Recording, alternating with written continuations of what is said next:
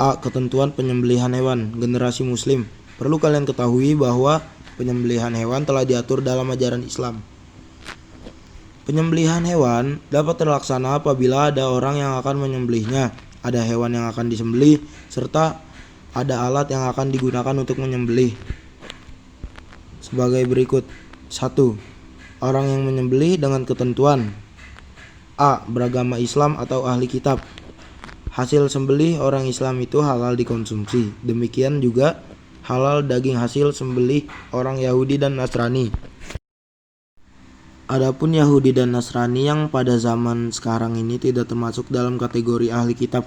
Sedangkan sembelihan selain orang Islam dan ahli kitab seperti sembelihan orang kafir, orang yang musyrik, orang murtad, dan orang yang zindik tidak halal untuk dikonsumsi. B. Berakal sehat, sehingga hasil sembelihan orang gila hukumnya tidak sah. C. Tamyiz, mampu membedakan mana yang benar dan mana yang salah. D. Menyembelih dengan sengaja dan dalam keadaan sadar. E. Menyebut nama Allah Subhanahu wa Ta'ala ketika menyembelih.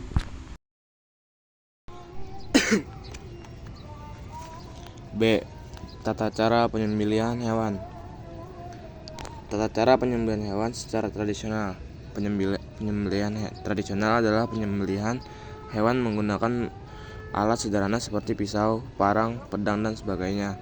Penyembelihan secara sederhana atau tradisional ini pada umumnya digunakan untuk menyembelih hewan dalam skala kecil. Cara penyembelihan tradisional adalah sebagai berikut. A. Siapkan lubang penampung darah. B. Hadapkan hewan yang akan disembelih ke arah kiblat. Lambung setelah kirinya di bagian bawah. C. Pegang kuat atau ikat kaki hewan yang akan disembelih. D. Letakkan leher hewan di atas penampungan darah yang sudah disiapkan. E. Berniat menyembelih dan membaca bismillah serta takbir. C. Manfaat penyembelihan hewan. Manfaat penyembelihan hewan adalah generasi Muslim. Islam sebagai agama sempurna telah mengatur ketentuan penyembelihan agar sesuai ketentuan Islam. Ketentuan penyembelihan hewan tentu memiliki manfaat bagi kehidupan Muslim, antara lain secara mekanik. 1. Daging penyembelihan halal untuk dikonsumsi.